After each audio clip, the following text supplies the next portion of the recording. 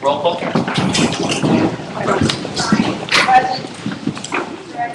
Here. Yep. Here. First item on the agenda is second reading of the ordinance of University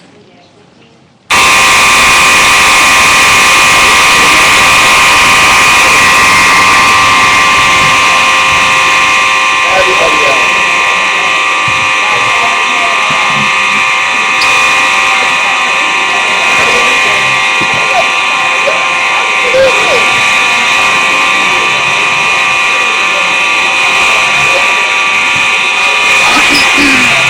I'm good, let's go.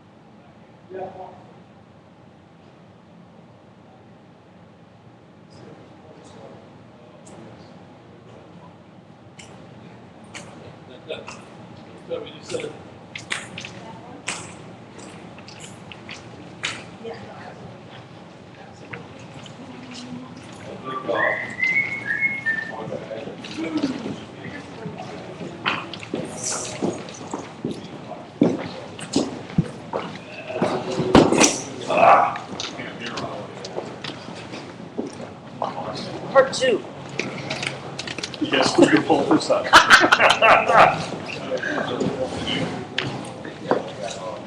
Think about it one more time without coming back.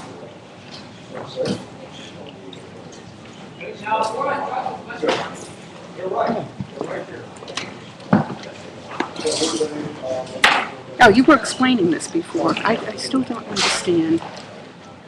Is this, I was in my car. Why do I have my car? do you know where Bayside Drive will be on this? Shore Drive is here. Okay. Bayside Drive is here. Okay. See, this is Willow Street, so that's where the ferry is. Right. And this is Paradise. That's Paradise. Uh-huh. Yes, that's what I was- Right at the edge, and then Yes, this goes that's on right. to the Henry Hudson Trail. That's So where the what line is stops. Paradise zoned? It's zoned as MF, multifamily. MF? Do you see that up here? It's not in there, but that's what it's Okay. zoned for from the last zoning map that I had a look at. Okay. That's what I want to ask. I mean, it used to be zoned MH for mobile home, but then it was Yes. MF for multifamily. I don't know when that change happened. Yeah.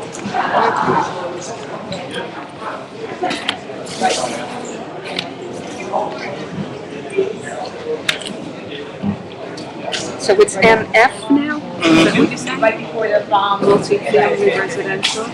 Yeah, because I have a copy of this on a smaller scale, but there is no more designation MF. Everything that was MF was MH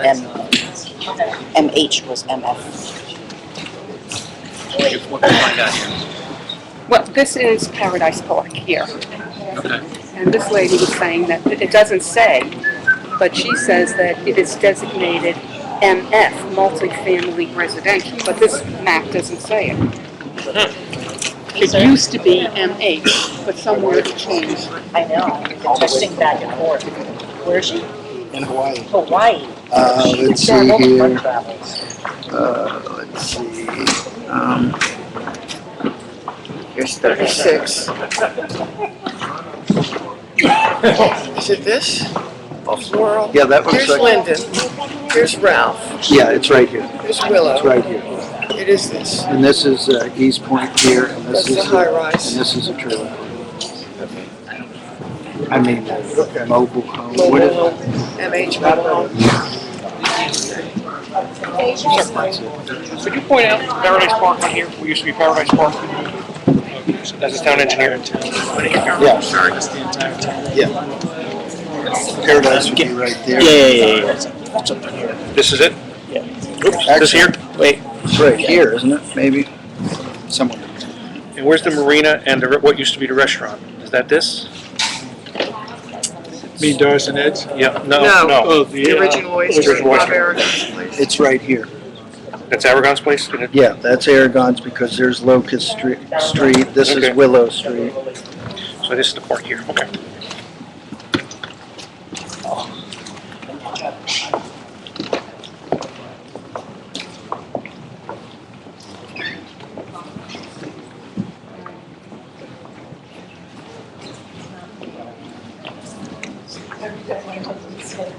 Okay.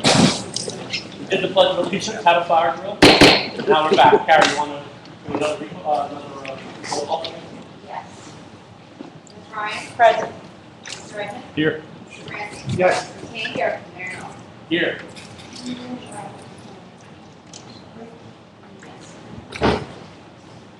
On for second reading at this time, the public hearing is ordinance 0-13-15, calendar year 2013, ordinance to exceed the municipal budget appropriation and to establish a cap bank.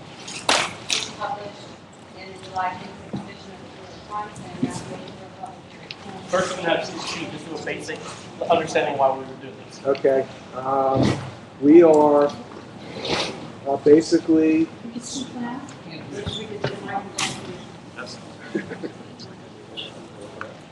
Give it. well, I want me to just go for it? Yeah. Mine? Yeah, no, I don't mind. Need help? He just retired. Been a lot.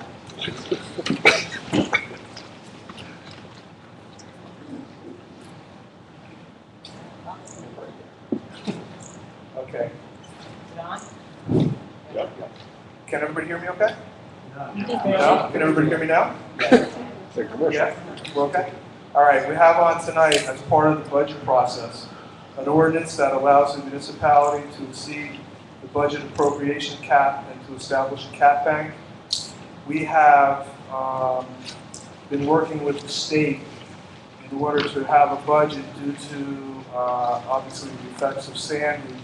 We've had to take some extraordinary measures with the budget. And we would exceed the municipal cap approximately $30,000 if we didn't do this ordinance tonight. The ordinance is, the cap bank portion is about $100,000.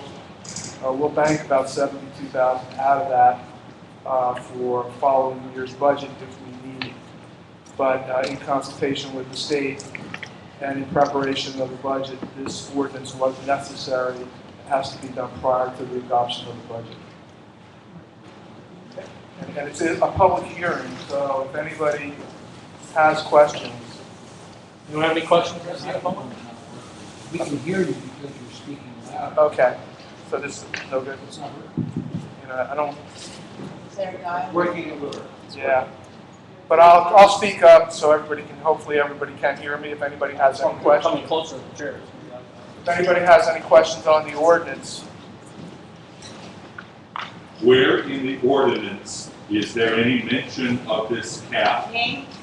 David Klein, K-L-I-N-E. can I just look at what you have just to make sure we're talking about the Is same there? ordinance? No, this is not the ordinance. We're talking about the budget at this point in time. That's a different ordinance. But you said, excuse me, I believe you just said that this ordinance must be passed in order to pass the budget. The ordinance that I'm talking about, which is What's the the number? budget cap ordinance, not that particular ordinance. What's the number of that? 0-13-15. Okay, thank you very much. Okay. I don't think there's any questions, Mary. Okay, perfect. On to final reading and adoption is ordinance 0-13-15, calendar year 2013. Ordinance to exceed the municipal budget appropriation limits and to establish a cap bank. Okay, I'll open. Offered by Mayor Nolan. Seconded. Seconded by Ms. Kane. Ms. Ryan? Yes. Mr. Redmond? Yes. Mr. Francis? Yes. Ms. Kane? Yes. Mayor Nolan? Yes. Motion carries. On for public hearing and adoption at this time is the 2013 municipal budget. A notice was published in the New York Times on July 26th. Steve, on it. Yes. Again, the budget was crafted with special circumstances because of Sandy and in consultation with the state and FEMA in terms of how we were going to be able to fund this budget and not have a burden on the taxpayers because of the situations that have occurred, which was about a 5% loss in rateable value at December 31st of 2012, and reductions in tax collection and sewer collections. So in working with the state and with FEMA, we obtained a FEMA loan which may become a grant to the borough at some point in time. It's approximately $2.5 million. We're not using the entire thing in this year's budget, but we are using a good portion of it. We are heavily dependent on FEMA funds, but we are coming in with a total tax rate that will be 1.92% higher than last year. So we, in consultation with the state, we wanted to keep it under 2% in total. So that's all the taxing entities of the borough, including the county. So that was how this budget was crafted, and putting in enough money in place to have funds necessary. Obviously, everyone sees the added construction that's going on. We anticipated increased tax appeals because of the storm. All that was funded through this budget, which it had to be. And this budget was crafted with more money in certain places because we knew certain things were going to come to light, and some things that we didn't know might come to light. So this budget was set up along those lines, and that's where we sit tonight. And we're on for final adoption. We will hopefully get through that tonight and be able to build the fourth quarter and close out 2013, hopefully for a much better 2014. So anybody has any questions? Do you have any questions for the CFO on the budget? Name and address, please, sir. Bill Taylor, 1 Scenic Drive, Unit 1110. What's your question? So is this a stopgap measure to try to get this new ordinance passed after one had already been passed? How long ago was it? It wasn't that long ago. Where, Talking about the budget right now? Yeah, this is only on the budget, and the ordinance that you might be referring to has nothing to do with, the budget was not crafted with anything like that in mind. This was a budget crafted to get us through 2013 solely because of Sandy. And staying under the 2% cap. so you're not trying to raise more tax revenues through this? No, actually, no. This has nothing to do with that. Dr. Iannucci, regarding these FEMA loans that we're dependent on, when do you expect them to possibly be converted into grants or changed to be grants? It's about a 5-year period where they come in and reevaluate our assessed values. They're looking for how much more reductions we might have to take on because of the storm. It would also have to do with how much more we might have to commit in funds because of the storm.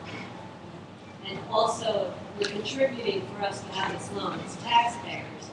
When they do change it to a grant, is there any ordinance or variance that forces the governing body to reimburse us for the contribution we just made to get this loan? No, it would be reflected in future tax rates.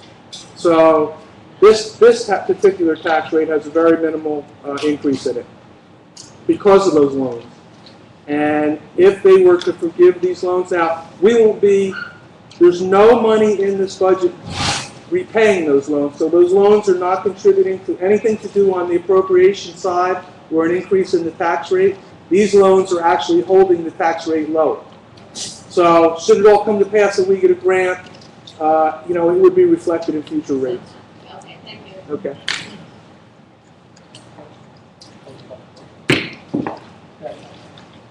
Okay, resolution R13-168, you need to read it? Did you publish it and did you post it? Yes, we did. I don't see the need to read it, but if you would like to. Resolution adopting the 2013 calendar year budget. Would someone like to offer that? I'll offer. Offered by Mayor Nolan, I'll second it. second by Mr. Redmond. Ms. Ryan? Yes. Mr. Redmond? Yes. Mr. Francie? Yes. Ms. Kane? Yes. Mayor Nolan? Yes. Motion carries. Does anybody have any consent agenda they want to take out sometime? I have one item, Mayor, on the consent agenda.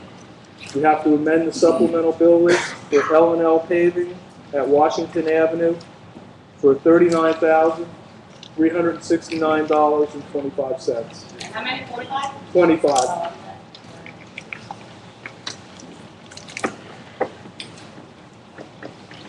Would someone like to offer a motion to approve the consent agenda amendment? I'll offer. Offered by Mayor Nolan, I'll second that. seconded by Ms. Ryan. Ms. Ryan? Yes. Mr. Redmond? Yes. Mr. Francie? Yes. Ms. Kane? Yes. Mayor Nolan? Yes.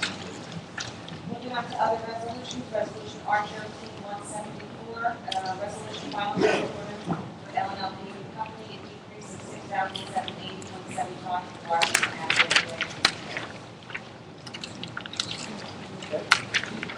Anyone have any comments on the table?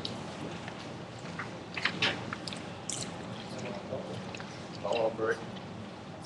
Offered by Mr. Redmond, seconded by Mayor Nolan. Ms. Ryan? Yes. Mr. Redmond? Yes. Ms. Haynes? Yes. Mayor Nolan? Yes. Moving on to resolution R 13-183. This is the resolution creating a transit village. I'll offer that. Offered by Ms. Ryan. I'll second it. Seconded by Ms. Haynes. Ms. Ryan? Yes. Mr. Redmond? Yes. Mr. Francis? Yes. Ms. Haynes? Yes. Mayor Nolan? Yes. Motion carries.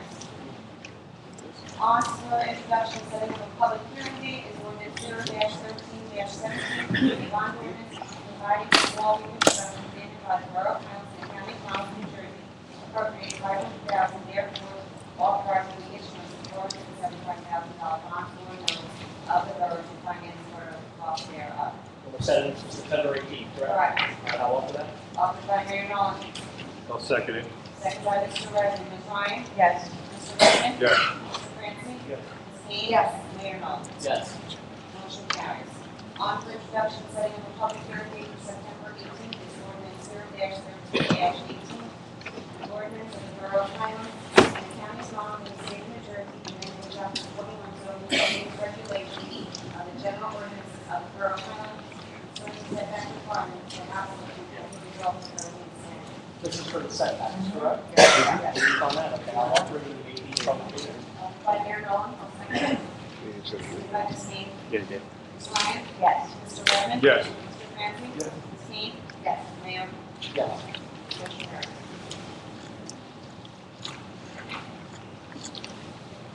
On for setting up a public hearing date for September 18th is ordinance 0-13-19. Bond ordinance providing for the hazard mitigation program in and by the Borough of Highland and County of Monmouth, New Jersey, appropriating $1,144,000, therefore and authorizing the issuance of $1,144,000 bonds or notes of the borough to finance part of the cost thereof. Flood mitigation benefit. I'll offer it. Offered by Mayor Nolan. I'll second it. Second by Ms. Haynes. Ms. Ryan? Yes. Mr. Redmond? Yes. Mr. Francis? Yes. Mayor Nolan? Yes.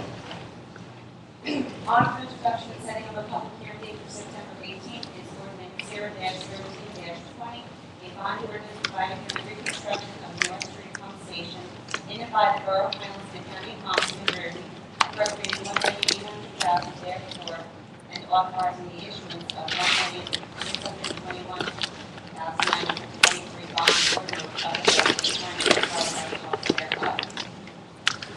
This is for a public hearing on the 18th. I'll offer it. Offered by Mayor Nolan. I'll second it.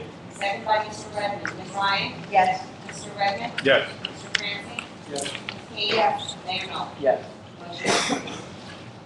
On for introduction, setting of a public hearing date for September 18th is ordinance 0-13-22. Can I stop you? Can I stop you here for a second? Sure.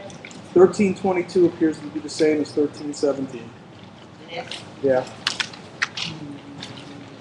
The wall on Bay Street. right, that's the one. Up. So remove this one, Steve? Well, I'm believing that 1317 is the same thing for the wall on Bay Street. What was that, Steve? I'm sorry. 1317, I believe, is the same ordinance as 1322. No, it's the same. Bond ordinance for wall and stuff. Yeah. What What your We're gonna remove 22 because it's duplication. Okay, so we made clarify that. Correct. Okay, so remove 22. We have to vote on that? No, it's just kidding. Perfect, okay. On to introduction, setting up a public hearing date for September 18th, ordinance 0-13-23, bond ordinance providing for the removal of disaster-related debris and the demolition of various structures in and by the Borough of Highland, County of Monmouth, New Jersey, appropriating $2,300,000, therefore, and authorizing the issuance of $2,300,000 bonds or notes of the borough to finance part of the cost thereof. I'll offer that to the 18th. By Mayor Nolan, seconded by Ms. Haynes. Ms. Ryan? Yes. Mr. Redmond? Yes. Ms. Haynes? Yes. Mayor Nolan? Yes. Motion carries. On to introduction, setting of a public hearing date for September 18th is ordinance 0-13-24, an ordinance amending and supplementing section 21-121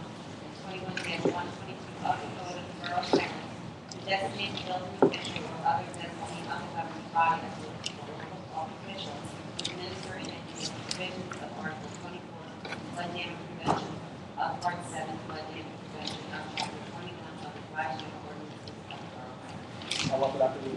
Offered by Mary Collins. I'll second it. Second by Mr. Redmond. Ms. Ryan? Yes. Mr. Redmond? Yes. Mr. Francis? Yes. Ms. Haynes? Yes. Yes. Motion carries. Moving on to ordinances.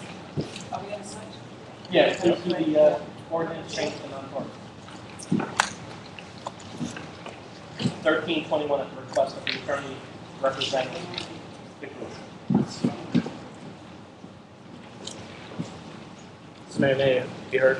Sure, we're gonna, public hearing, right, I'm gonna open it up. Well, we We can gotta- read it. Let her read it, then I'll open up, you can go first. On your second reading and public hearing at this time, ordinance 0-20-21 be ordained by the mayor and council of the Borough of Highlands as follows. The charter of the Borough of Highlands governed by small municipalities, Plan B is hereby amended to provide for the holding of regular, i.e. nonpartisan municipal elections in May. Number 2, this ordinance shall only become effective upon adoption by referendum.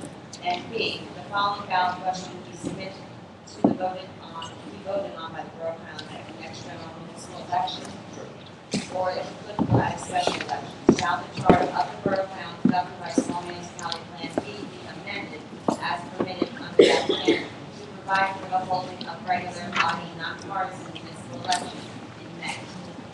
I'd just like to, before the attorney for the petitioner gets here, I'd just like to address the public briefly because this ordinance is adopted under a little bit different process. As you know, most ordinances have a first reading, publication, and then a second reading, public hearing.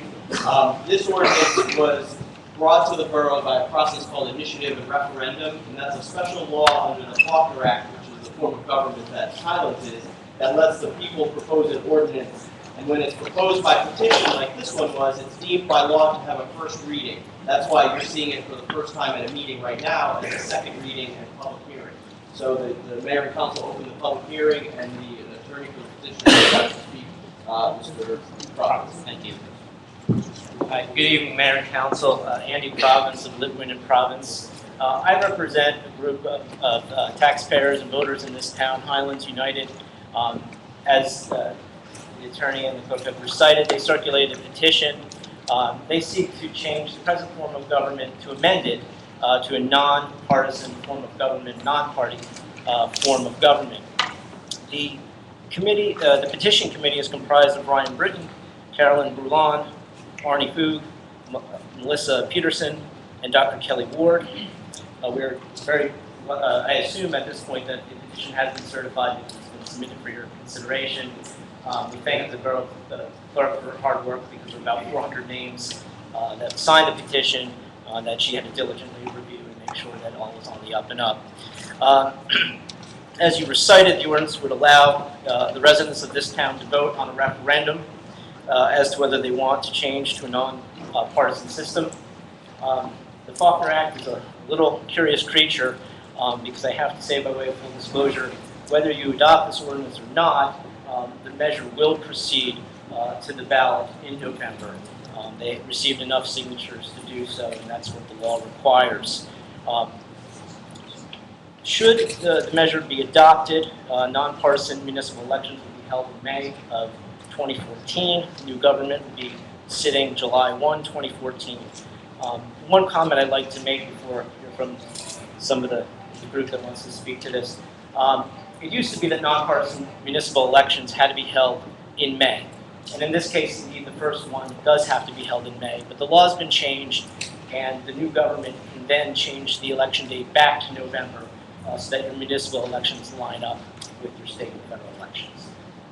I would say that we can't change this. This governing body can't change this for 2 years. This governing body, Any ordinance adopted by petition or referendum cannot be amended for 2 years. So we can't change it.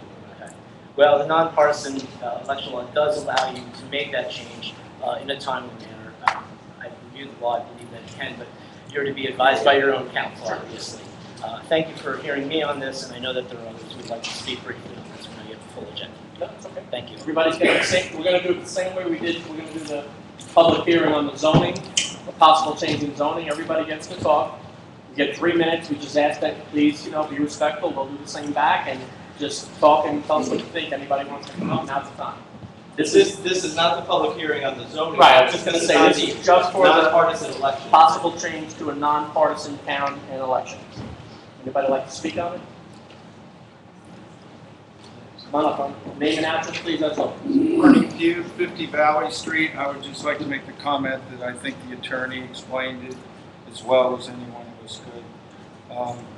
Can I ask if anybody has a question to me? Is The only that question fair? I had, and I thought that in the past, a knock on the school board elections, not being in November, always had a low turnout. Mhm. So I think the key would be, it doesn't matter to me whether you go partisan or non-partisan, I think the key you would want is to have it in line with November, Right. because then you'll have a good turnout. Typically Highlands, if you look at the history, is at least, I would say, 8 to 10 points higher than every other surrounding town, percentage-wise, of turnout in general election. So the key, in my mind, would be that you could switch it to November. Yeah, and I Because think then you that's have a it. good representation of people who they want.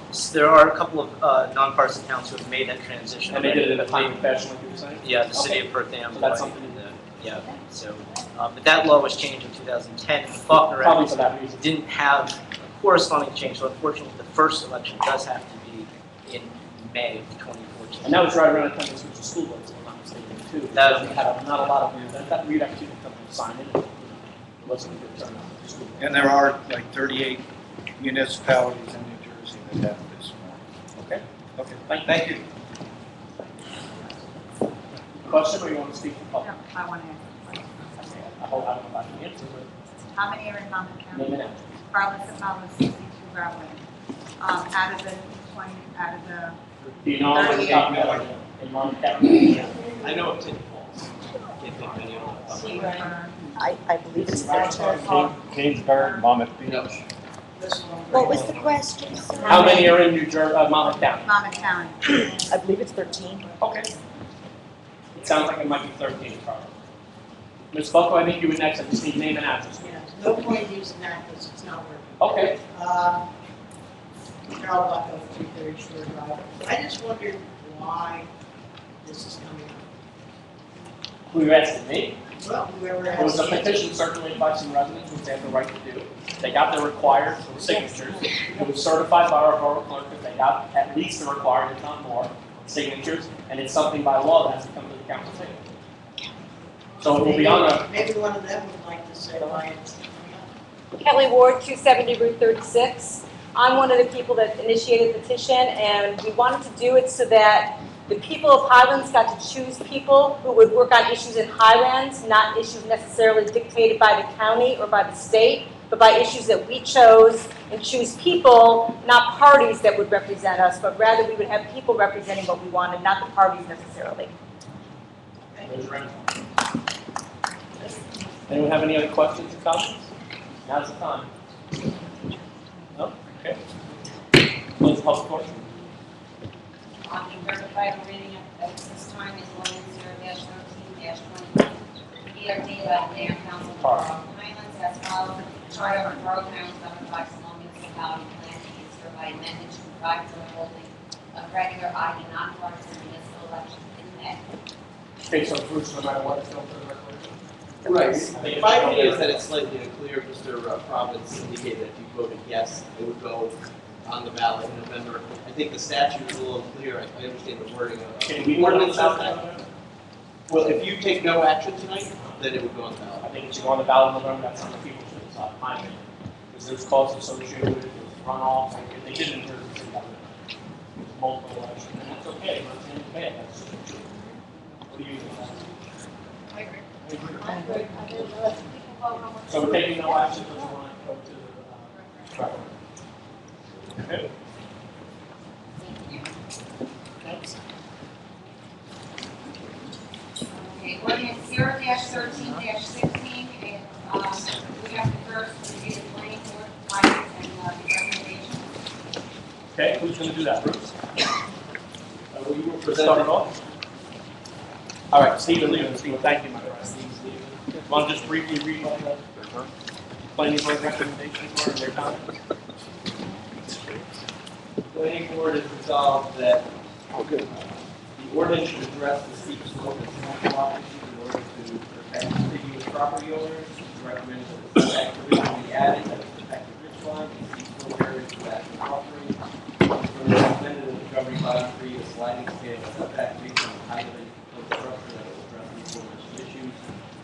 The board recommends to reference the amount of stories for any proposed structure be stated as the maximum and minimum. The board recommends that in section 2, one section be amended to state that the maximum building height of 120 feet include, not exclude, the height of any attached parking structure. The board finds that the proposed ordinance is consistent with some of the provisions of the master plan. The board finds that the proposed amendment will permit high-rise multifamily dwellings and structured parking facilities as an accessory or pertinent use thereto, as a conditional use is not spot zoning because that use is consistent with the East Point high-rise condominium project that is also located in the area. Additionally, the proposed use will be a substantial benefit to the entire borough that will increase tax rateables, and the area is not in a flood zone. The board finds that the borough master plan should be reviewed and revised to account for the state of the borough and its future in light of the post-Sandy condition of the borough. Future development in the borough should take into consideration the current condition of the borough. The board also finds that the increase in the dwelling or unit density is consistent with the density of the East Point project. The board recommends that the area containing the East Point project be rezoned or included in the same area as that contained in the proposed ordinance amendment so that it will be a permitted use in the zone. The board also finds that the residents of any new development in the zone will help support the borough economy and will also help to partially offset the displaced or loss of residents in the borough flood zone. So, Bruce, we're gonna start over here, folks, and go this way. Everyone get a chance to talk. Just please keep it 3 minutes so all your neighbors get a chance. We're in the second reading, then hearing. Oh, I apologize. Okay. Sorry, I jumped in.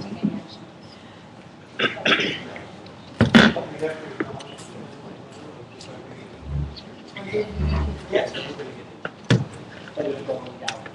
On for second reading, public hearing on this one, is ordinance 0-13-16, an ordinance amending and supplementing chapter 21 of the revised general code of the Borough of Highlands entitled zoning to modify requirements of the MH Mobile Home Resident District and to further allow high-rise multifamily developments in the MH zone as a conditional use and to establish regulations pertaining thereto. Now what, Bruce? Okay, we're gonna same thing, guys. We'll start here, work our way over. Who wants first row? Name and address again, please. Arnie Feud, 50 Valley Street. Yeah, we can definitely hear you. Okay. Arnie Feud, 50 Valley Street. One of the things that I would like to say about this, some people in town think that it was brought up too quickly and for the reasons that of the steep slope, the higher density going from 14 units per square foot, per unit, per acre to 32, the height and the danger of the steep slope. And these things haven't been addressed yet. And we just feel that it came up too quick to make this final decision. The other thing I'd like to say is that I'm not sure because wasn't around then, but it's more than likely that East Point was a spot zone when it happened. This hasn't addressed the spot zone issue yet, and I'd like to ask the borough attorney if he has in the law book what the definition of spot zone is. Can we do that at the end, or so other people can want to know that too? Sure. I will all comment. And these are the issues that have come up quickly and need to be addressed. We just think, I think that it needs more time to be started. Thank you. Anybody else in the first row? We'll go row to row. Okay, go ahead. Okay, just name and address. Third Southwood, 63 Cedric, although I'm not living there now. I think it's a good idea. I want to see more development in town, but I want to see them do it according to the planning board and stuff. That we actually, if we allow this ordinance, this change, we have a say in how it gets built. That's all. I mean, it's part of putting it out there.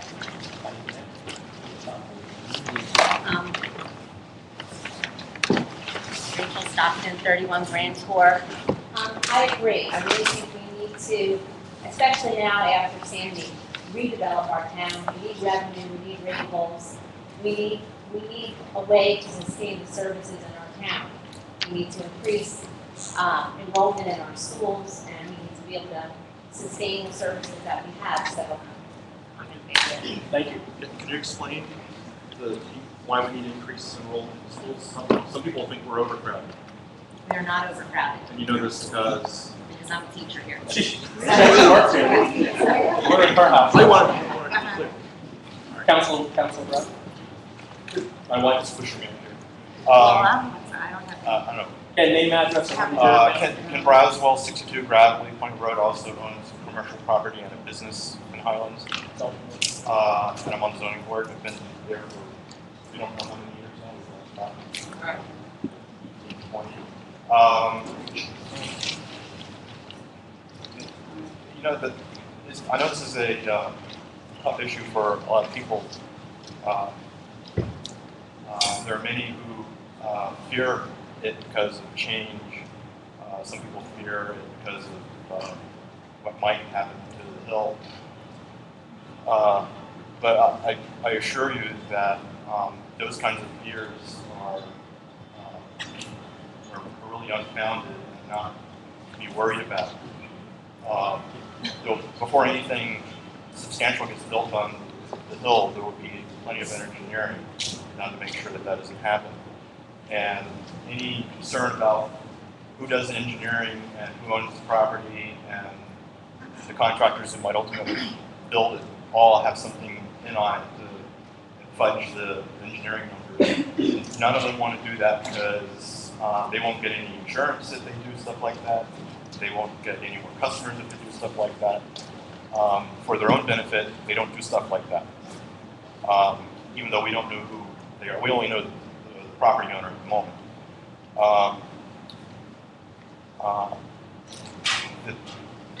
The fear that might, I'm going over to. Would you like me to sit down here? I know, I might. You have a minute left.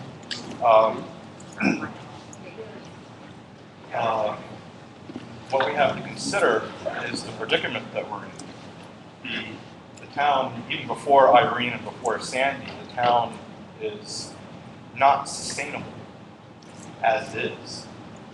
If we don't do something, but do it with our eyes open and with some planning, meaning that we want to set the rules, but we have to know that we have to allow more development or redevelopment, or just, we have to be able to grow. And the town has been virtually stagnant for the 30 years that I've been here, and probably for the previous 50 years. The town that we know is going to go away if we don't do something. And what that something is, there's a two or threefold problem. One, obviously, is the flooding. There's no argument there that we have to do something about the flooding, because you're not going to have business, you're not going to have residents, you're not going to have anything. You're going to have flooding. Thank you, Ken. Second row? Anybody want to come on and talk? I don't know, can I proxy someone? No. Sir, name and address. Okay.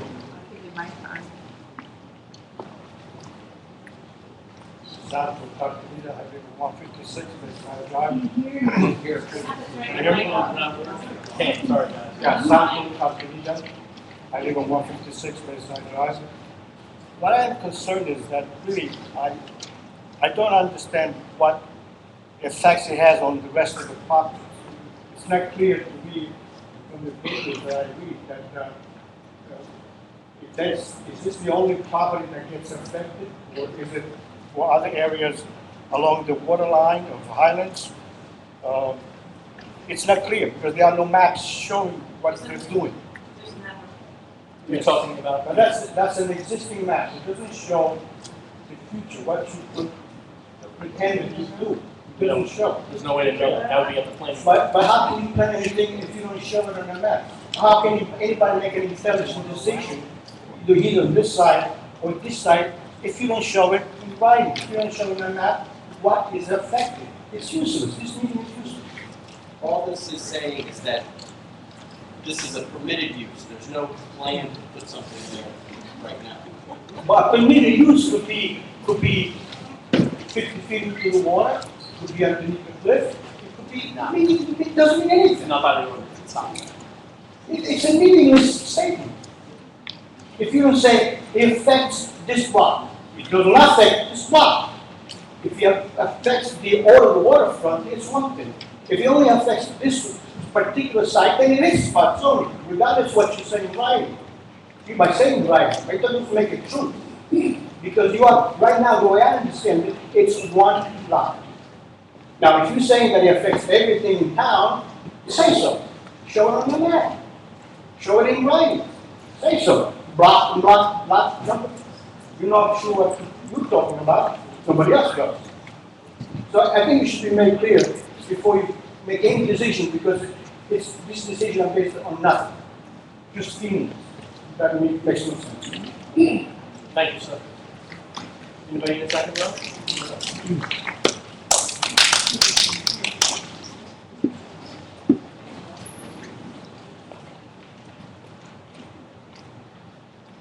Sorry. Kathy Eisner, 290 Bayside Drive, Highlands. I'd like to know how much study has actually gone into this as far as mudslides. I know you just mentioned slump blocking, but just in this past rainfall that we had a few days ago, we have had enormous mudslides going down Bayside Drive, and I'm not sure how much farther down the street it went, but I know, I think it was last year or the year before, it ended up in the middle of the condominiums. The mud went into their second floor, all the way down the hill into their second floor, and pretty much they have to move out of the condos for some time, making it unlivable. But I would like to know what sort of studies have been done about the mudslides and the effects that anybody on the hill is going to have if you pass this resolution. Thank you.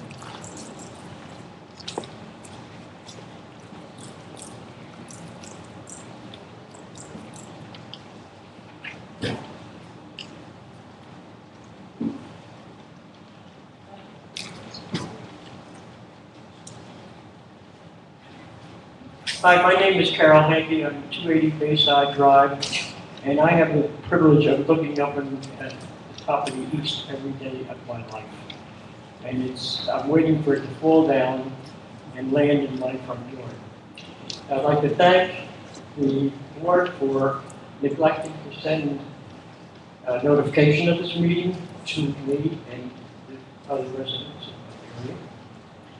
And I also would like to offer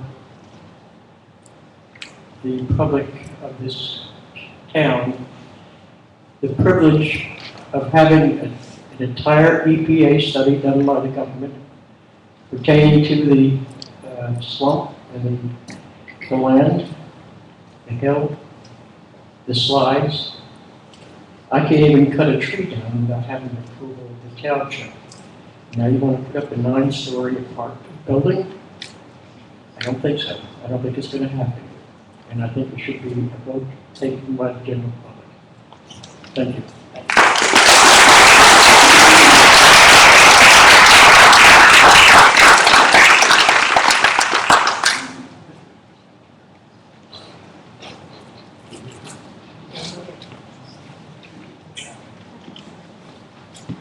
My name is Bob Cruiksford. Bob Cruiksford. Bob Cruiksford, 160 Bayside Drive, Highlands. I'm a little bit confused in this ordinance that, I'm looking at the minutes of this agenda, it's O-O-16, and we've been talking about the hill. And I received a certified letter referencing O-13-16. And I don't know if they're supposed to be the same or not. And why I would get it. I'm nowhere near property in question. You may have been on the list provided by the Down, anything close to a certain distance from the property. So I would not be, some of the other people that got it certainly are. Or be it is, 500 feet. My question is, this ordinance, will it only pertain to the property on the hill, or will it pertain to what was termed as joint park as well? It says mobile home in a residential district. And I don't know, there's no lot, so we don't There's know. only one mobile home district. Paradise Park, not a mobile home district. So this would We only own. Is there a reason then that there's two different numbers under the ordinance? No, there's two different numbers. 0-13-16 is what I was noticing. 0-0-16. On the agenda? The agenda. Yeah. So it has nothing to do with what was. No, sir.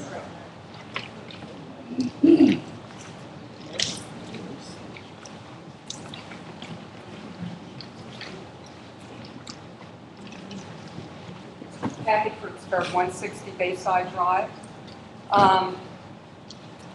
This is the publication, Slump Box in the Atlantic Highlands, New Jersey, published by the U.S. Geological Survey, which is the preeminent. Could you speak into the microphone, please? This is the preeminent geological survey.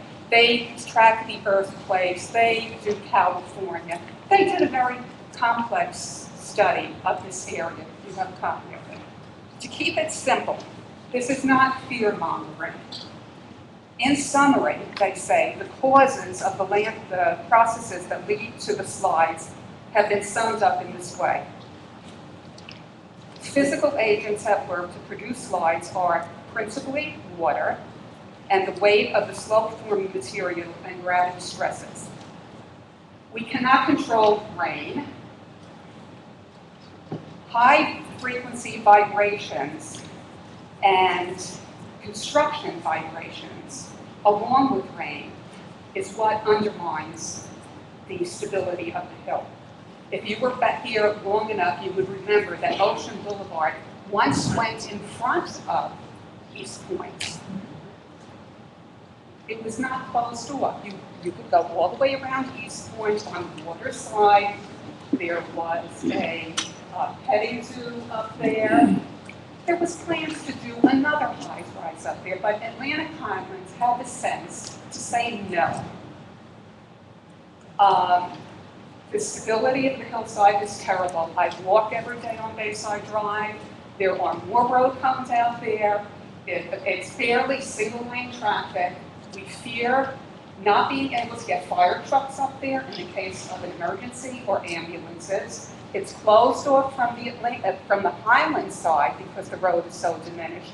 And just this week, the Atlantic Highland side is now compromised. So we will virtually be stuck there. I don't know how we'll get out, but this is a real concern. So it's a matter of safety, and overloading the hillside is not the thing to do. So this ordinance should certainly be rejected. We're not opposed to development, but it should be wise development.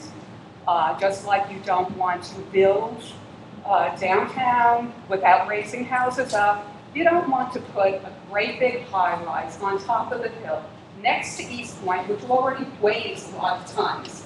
So it just makes simple sense. We can't control the rain, but we can control what goes up there.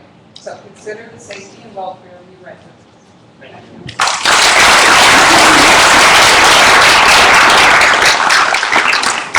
Either or anything? No? Next row? Sir? Name it. Joe Koja, 160 Drive, East Point Condominium. I've heard a lot about the slope and I've heard a lot of different things. Wondering why this is being rushed. It seems to me, as a layperson, this whole situation is being rushed through. And I've heard a lot about the slump moving, I've heard about this. I just want to bring up something else that nobody said. I don't know if anybody's aware of the traffic in that area. When the furries get out at 4 o'clock, it's a total nightmare coming out of East Point. Now you want to add a high-rise, and all those cars coming up? I mean, somebody better stop and think. It's dangerous for kids to walk around that street. There's no lights. We asked the town to put lights, there's absolutely no lights up there. It's a hazard, and nobody said that. That's number one.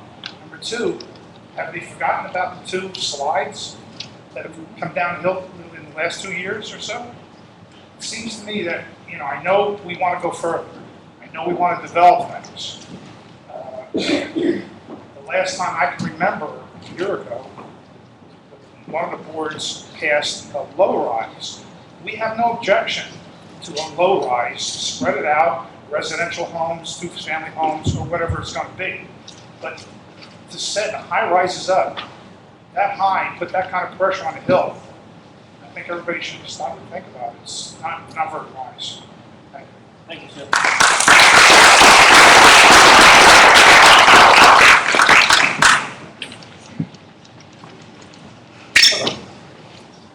My name's Terry Callahan. I live 200 Laurel Drive up in the trailer park. It's going to be taken down.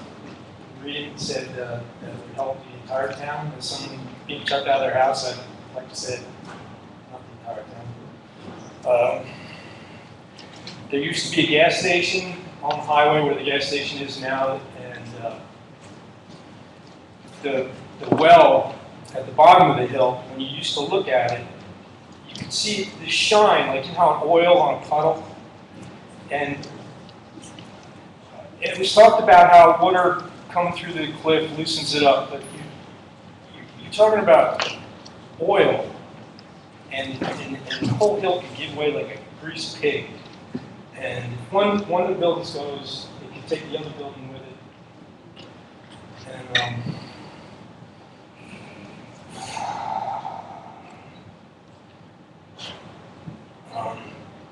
Marie Antoinette said that, rich people should have everything too, I'm telling them we're kicking out trailer park people, this is me off, I'm gonna be honest.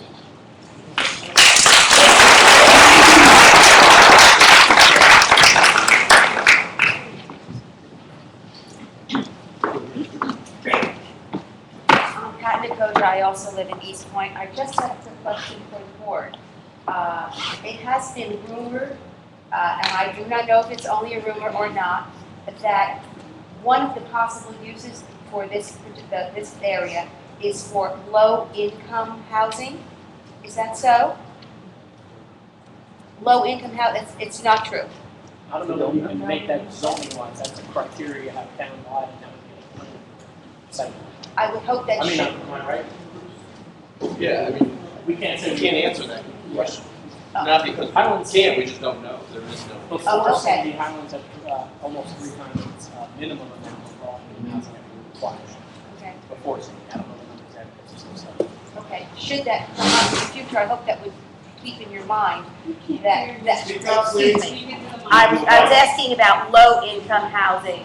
I would just hope that to take into consideration, that's not going to bring a lot of money into the town. I don't agree or disagree. The reality is if someone comes and says in the county or the state, that you don't have the requirement of low-income housing, by law, we have to do it. And we're not going to fight that, why would we? Okay, Highlands downtown is low income, $40,000 a day. okay, So to ignore that would be foolish. thank you. Okay. May I repeat what you stated to the lady before you could hear about percentage or? Yeah, you have a percentage that you have to have by town. I believe that's required by the state, the affordable housing. Before that, you said the Highlands had how much before Sandy? Before Sandy, we were double, almost triple our minimum requirement. I don't know yet what it is after because we haven't done that survey. But if someone came back and said, because we lost, say, 300 houses downtown, and that knocked us out of that percentage, any new development done would have to carry a certain percentage by formula that we don't dictate. It's dictated by Affordable Housing Act. So to say that to make sure we don't put any up there would be illegal, number one. Number two, if someone comes in and says you're putting 300 units up there and if 50 of them have to be low income, then that's what it is.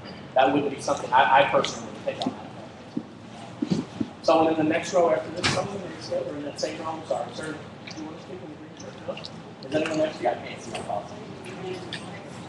Okay.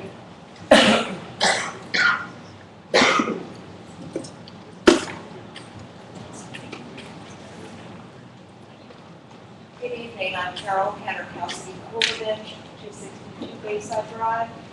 I would also like to reiterate concerns that those of us on Bayside Drive have about the slides, about the general condition of the hill.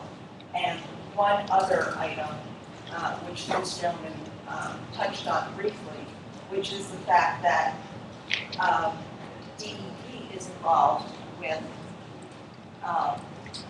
the oil, benzene, and God knows what other toxicness in that hill. And number one, I don't understand why people would want to build perhaps luxury high-rises on top of toxicity. And I would also like to know, and I'll address it maybe later at the end of, after this hearing, what's being done, an update on what's being done with the condition of the hill for those residents who are affected. And because of the natural springs in the area, lots of people are affected by those toxins. And I'd also like to point out that we talk about sustainability of the town, and it is important, but we also need to realize that we're not Hilton Head and we're not the Hamptons, and I don't think we need to be. Thank you.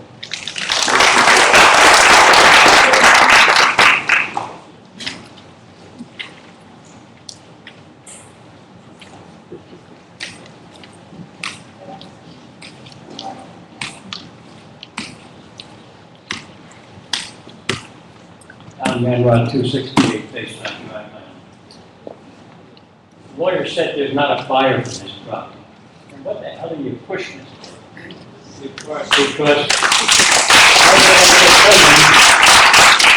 it's 120 feet, not including the height of the garage. But I lets them build a building 165 feet high. Well, The latest one was in the second included. You read that? well, it better be changed. But people living on Bayside Drive, 5 people here, cannot come down Bayside Drive. In the last 2 months, we've had 4 mudslides. We put the walls up with the cement there, it really looks nice. But they cannot drive down. They can't get a fire engine out. These people are in trouble. These are poor taxpayers from the Highlands, and they're paying a damn good high tax. Dr. Keller's not here tonight, but they're paying a high tax. And every one of us on Bayside Drive, people haven't lived here. I'm on Bayside Drive since 1959, and I can tell you about the mudslides. I can show you pictures. The 2 bulldozers had to pick up the dirt and put them on the trucks for 2 days. And you're saying it's not happening. My son had it done at his house. He's only in here since 1995. He's right up to his front porch. Now we got the pollution. He had one of the highest pollution counts in his driveway at a 4.9 benzene smell. The canvases are starting to rot now. We're getting the odor back. And they're going to build a high-rise up there. But the planning board pushed this through. Council had a meeting on July the 3rd, day before the 4th, but there's no fire. People I talk to that I know say there's a fire, and they're from New York. They don't give a damn, they'll build and run, and we're going to suffer. That's all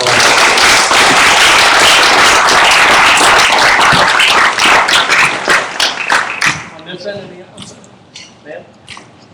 Ma'am, did you? No, okay. Let's go to the next one, sir.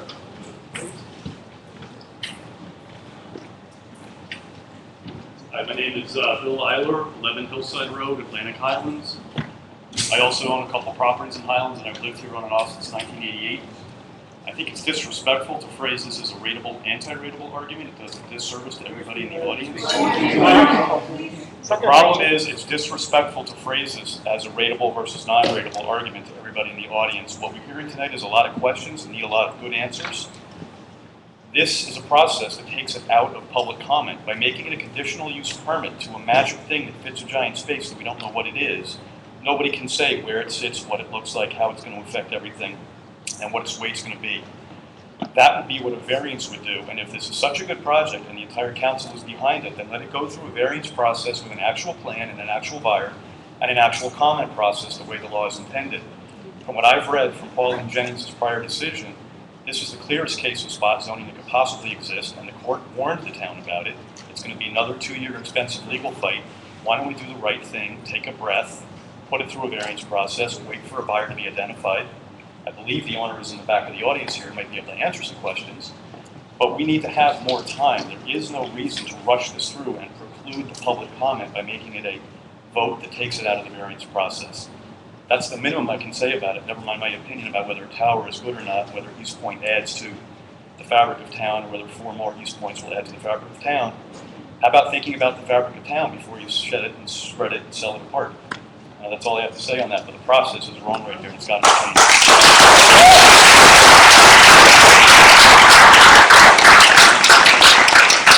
Who's next in the aisle? Pauline Jennings, 27 Rock Street. If you can't hear me, I believe my voice carries.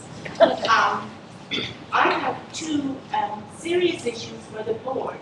I don't have any comments that you haven't heard already, but my 2 comments are, and written in actually to the ordinance, is that the board has decided unanimously that it is in the best interest of the municipality to amend the ordinance. That was the planning board. No, it was in the original ordinance, Mayor, I beg your pardon, that They was did reference that to presented the planning on board. July the 3rd. That's what I'm referring to. Okay. And I'd like to know how the board comes to the decision that it's in the best interest of the majority of the town of Highlands. I have not seen any study, perhaps you have one that you can present to the town at large, on the issue of rateables. I would like to know how you arrive at your notion, if I may be so bold as to call it a notion, that the rateables for a high-rise as opposed to multi-use with mid-rise, which was your ordinance without amendment, and what studies have you done regarding rateables? As I understand it, to have a full analysis of rateables, you need to work out how much per unit will come in taxes, how much per unit will go out in services. You talk about, of course, the opportunity is right because you have the issue that we have lost rateables because of Sandy. That doesn't justify, or it doesn't explain how these rateables will make up for those rateables. They will be totally different. And I really think, as for Mr. Braswell's point, that he can guarantee none of these things can happen. I'd like to know what kind of expert advice he's getting and from whom. You can't guarantee any of those things until a study is done. And granted, nobody knows what will be built up there. But what you do have control over, if you don't amend this, you won't have high-rise, and you won't have to worry about it. Mid-rise was quite adequate. So, right, may I have an answer to the question about the rateable study, please? We'll all answer when we vote. I'll answer how I got to my decision. But before you vote, please, I'd like an answer. Do you have a I'm going to give it to you study? before I vote. Can anybody else address that issue, please? They want it. Each one of you, please, could you answer my question? Have you studied a rateable? Yes, I'll say that, and I'll give my answer when I. You have studied it. Now, Ms. like I Ryan, asked, have with you respect studied? to everyone else. Jennings and other people that Other people are going to go now. with I respect. understand, but this is a public public hearing. You Yes, and we're never trying to answered hear my from question. And your time's up, ma'am, and I said I give you how I got to my designation of rateables when I give my answer. I'm That doesn't satisfied. satisfy you, I apologize. Who's next? Anybody else on this, right here, in this row? In the next row, anybody want to speak on this? Anybody want to come up from this side? Come on up, sir. I call for a preliminary vote. We want to know where you stand. Well, we gotta go through the legal process, everyone's gotta talk. Well, I'm asking for a preliminary vote by show of hands on the board. We're not gonna do that, that would break the law. Well, That's because not- part of the problem here is what I'm seeing, the big disconnect is, I have my 3 minutes. Is this a question? This hard, 28 Shrewsbury Avenue. My disconnect here, I see, is the lack of communication from the town, powers to be. I think this whole ordinance is coming about is so the guy that, the gentleman who owns the property can make it more attractive to sell the property. I think we're all about developing this town into an attractive place, whatever you want to call it. But to pass an ordinance so someone can sell property and then have a developer come in and not be held accountable is 2 different things. I think that zoning and variances are the proper channel, the gentleman said it earlier, is the way to go. The prevailing theme here is the disconnect between what's going on up there and in the community.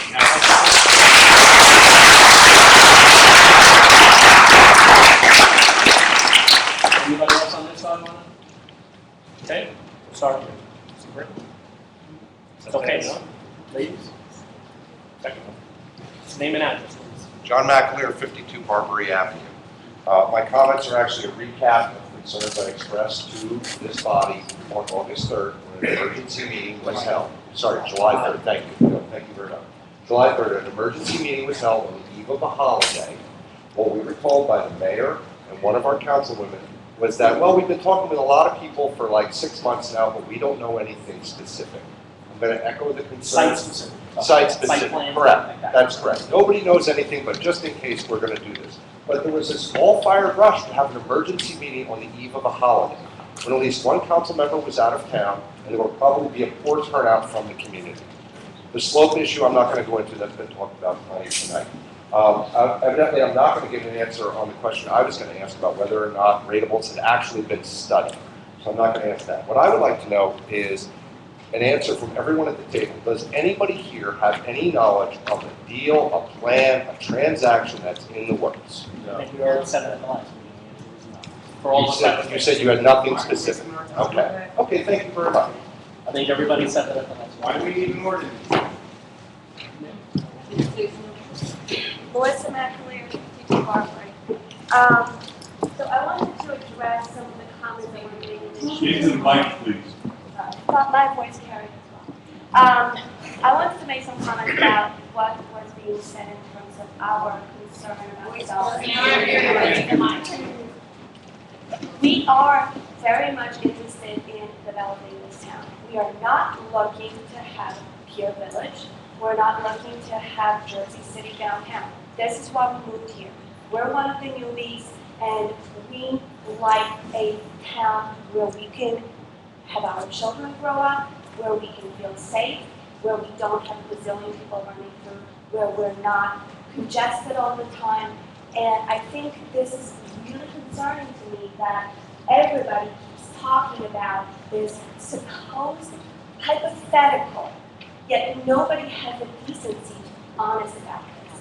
Because the bottom line is, oh geez, because the bottom line is that I think we would be a lot more amenable to having open discussion to look at really what is necessary for this town. If people were actually being honest about what was being done behind the scenes. And this is a problem for me. Thank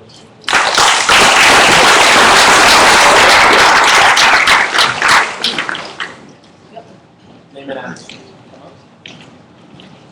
Melissa Peterson, 17 Bay Street. There are like so many issues here, and you know, the sunblock, the block, the fact that this is being rushed through, the fact that we talk about ratables and ratables being reimbursed from what's happening, but if we think about it, the ratables aren't really going to be reimbursed for years on out. And if you kind of weigh that against what's going to go on with the slump block, and to reiterate, I think there's a lot of us that we don't really have a problem with development per se, we have a problem with the high rise. And why we have a problem with the high rise is because of the hill.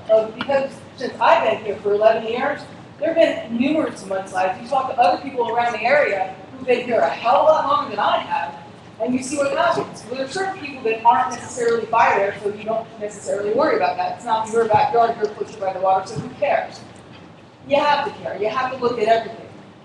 And if you basically have to take a step back and think about the long-term range. The long-term range, if you want to make this available for the current owner to develop it, go ahead. Mid-rise, multi-use, single family, it goes on and on and on. It doesn't have to be a high-rise.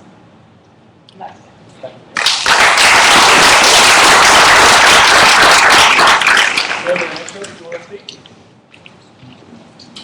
Sir?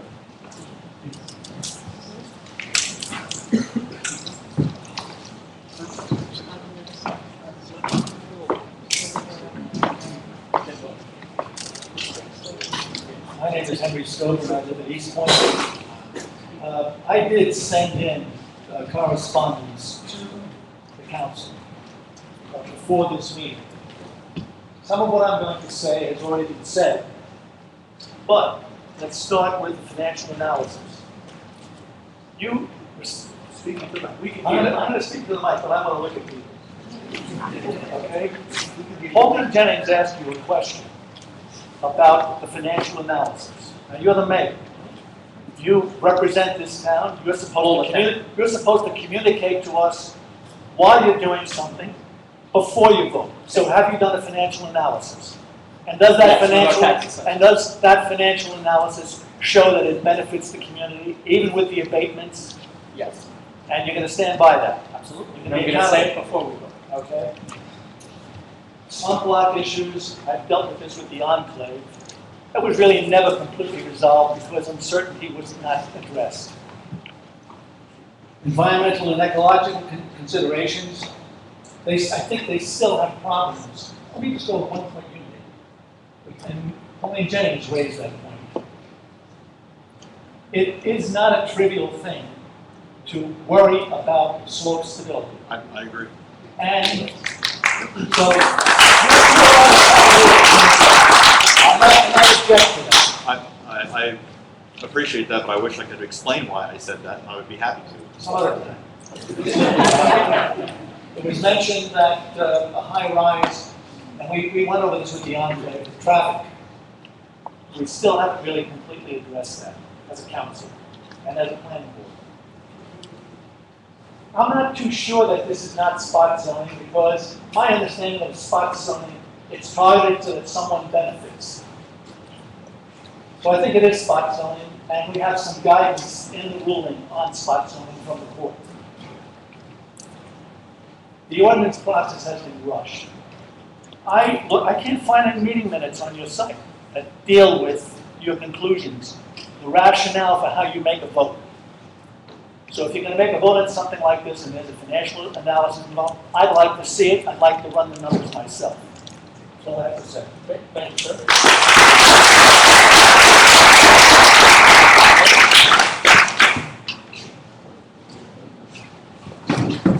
I think I'll just stand here, but I think my voice will carry. Really doesn't. Sorry.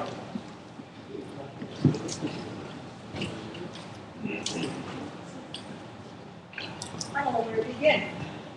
But one thing coming over from East Point, I was really pretty stunned to hear that this ordinance changes the density from, I think it was either 14 or 16 units per acre to 32 units per acre.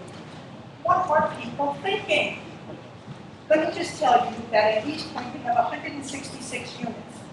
Look at the parking. It's fine for us, it's adequate.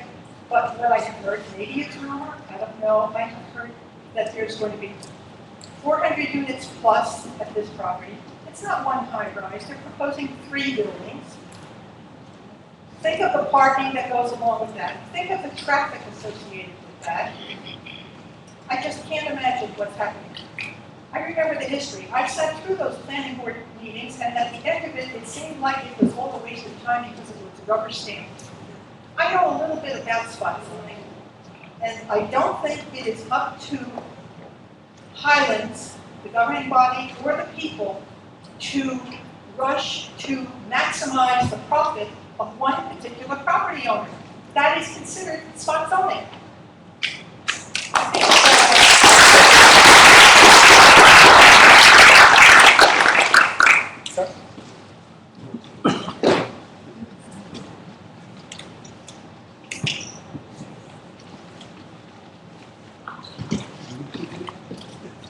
Can you hear me? Okay, I'm gonna turn around so they can hear me. My name is Bill Taylor. I live at 1 Scenic Drive. My wife and I moved here about 4 years ago, less than 4 years ago. Our plans were to live here the rest of our lives. And I hope it doesn't get cut short by any catastrophe from this slump dock. I have this same report that another young lady had up here before, and I'd just like to read something here. The possibility of earthquake tremors triggering slumping was considered. If a tremor of sufficient intensity coinciding with a condition of high core water pressure, and then it just gets a little technical there. But I can tell you from a personal experience that happened just last summer. And I think most of you here probably felt it yourselves. We were on the boardwalk at Asbury Park last summer having lunch, and there was a tremor.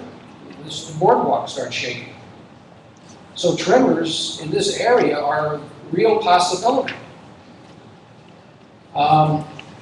Further, they recommend, I guess this is whoever issued this, I guess is the Department of the Interior, buttressing the toe of the slump block. The toe is down at the bottom there. Buttressing the toe with much additional earth fill and riprap would help provide further support, especially if the material placed in back of the protective wall. Adequate surface drainage should be provided to prevent a rise in the water table. These measures should be considered not only for the area slumping at present, but also for present and intended sites of heavy construction, which I believe this project is. Thank you. Thank you, sir.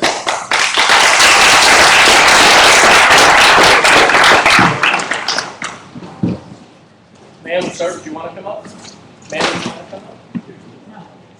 Ladies down at the end, sir. Sir, do you want to come up? Mr. Mullen? Yes, I can speak from here, I think. Okay, go ahead, sir. Peter Mullen, 11 Ring Place. I guess a lot of topics have been covered this evening. I'm looking at it purely from a planning and zoning perspective. I take the master plan in town fairly seriously. I think the zoning ordinance, which has been formulated after the master plan, is being serious. It's the collective memory of our town, and so that we don't make mistakes like East Point. That was not a permitted use.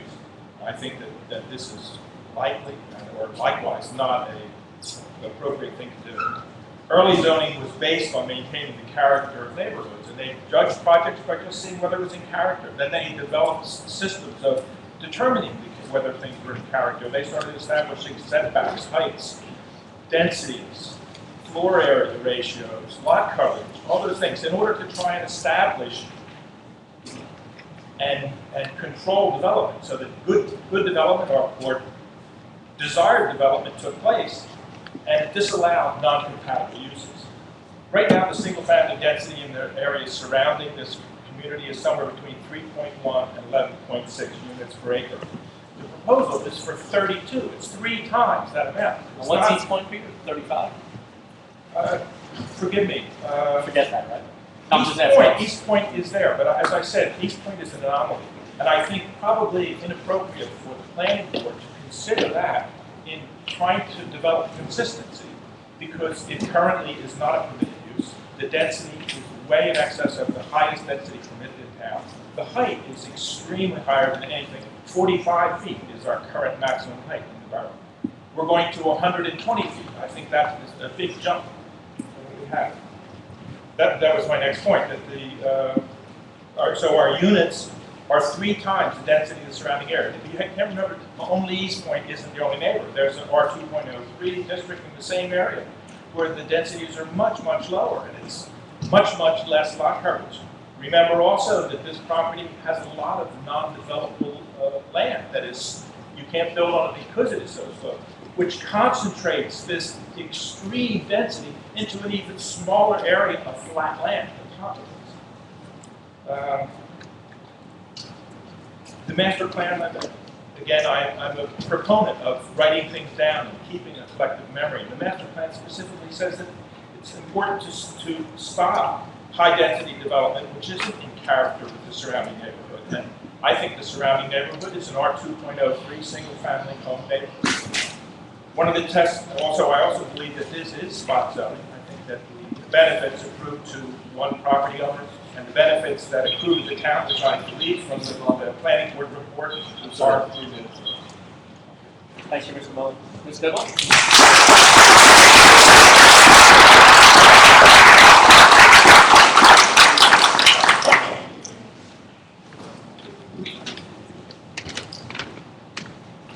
Try to use the mic because I have a soft voice. Okay. Lori Dibble, 32 Paradise Park.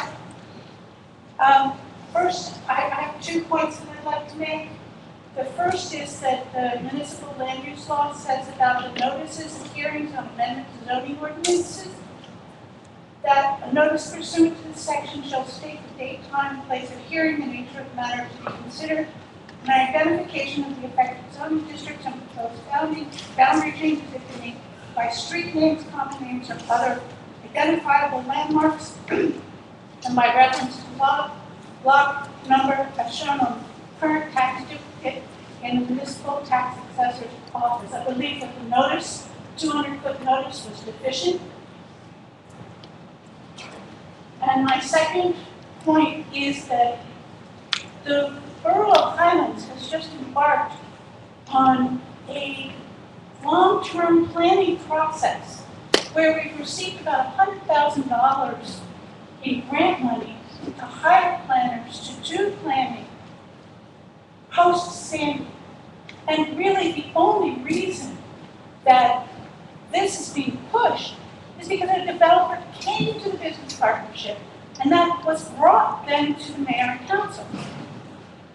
It's being done at the request of the developer so that the developer can make a higher amount of money from the sale of the property. I don't think we should be pushed by this. I think we should use the resources that we have available to us and create a good master plan for our town and good planning and zoning.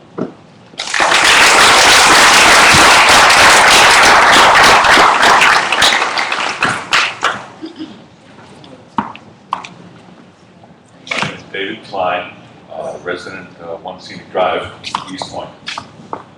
2 points.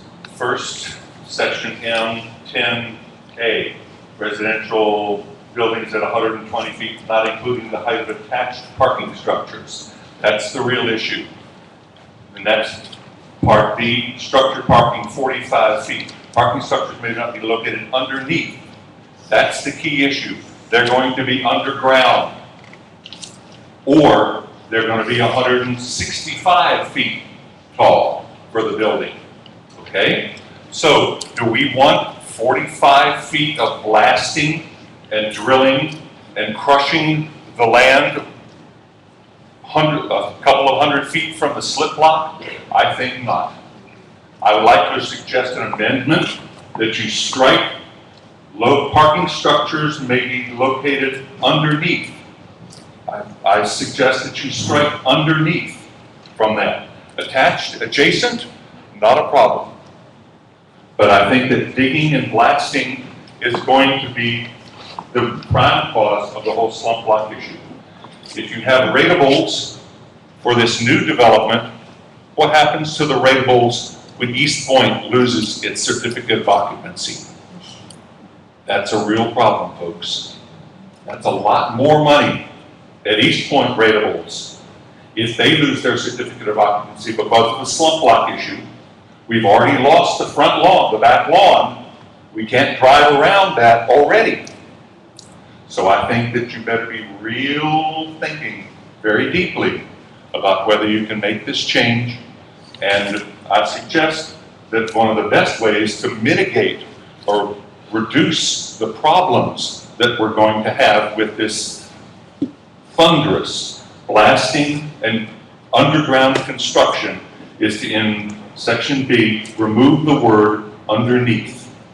Adjacent is fine, that's on the same level, and then you don't have the problem of 140, 165 foot tall buildings added to it. Thank you. Thank you, sir, for your time.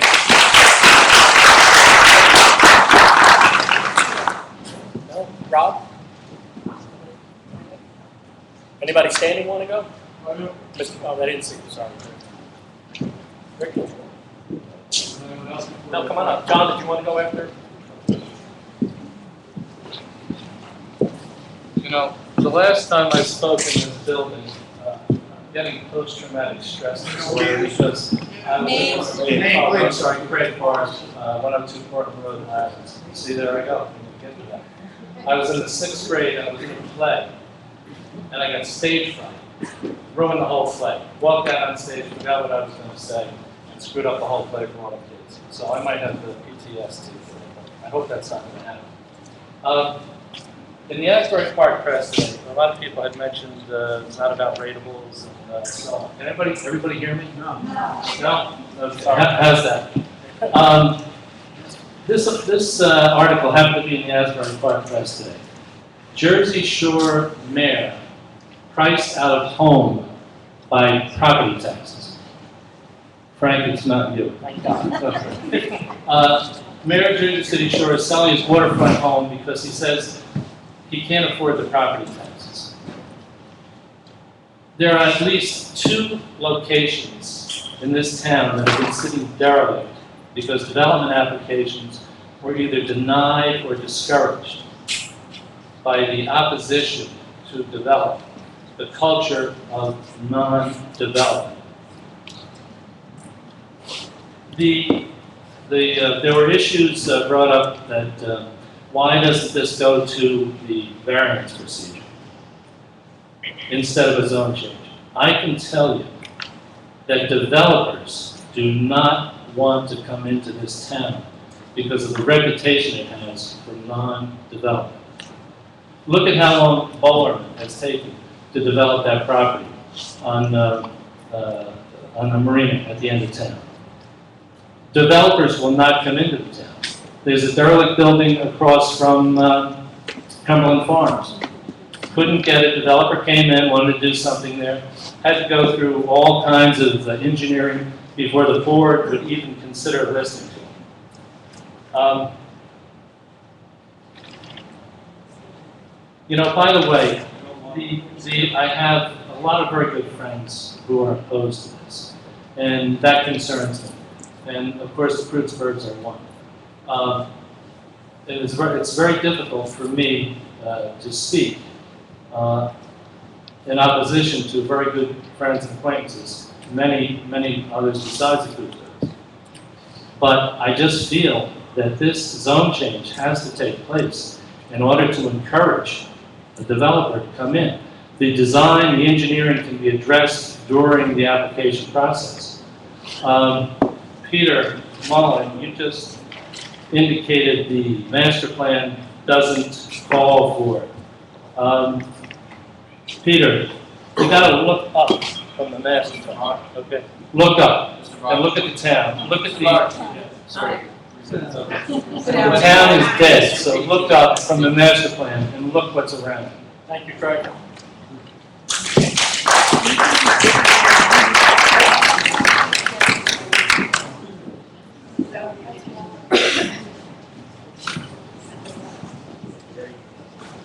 Okay.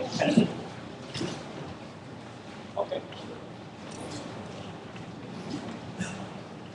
Okay, we have to go back into executive for 15 minutes to discuss the planning board recommendation. So, I guess we have to go to You gotta make sure you don't. Oh yeah, close the hearing. Everybody have a chance to talk. So you want to go to the other room? Yeah, you need to pass a resolution to go to executive session. Okay, I pass the resolution. For attorney. I'll offer it. I'll second it.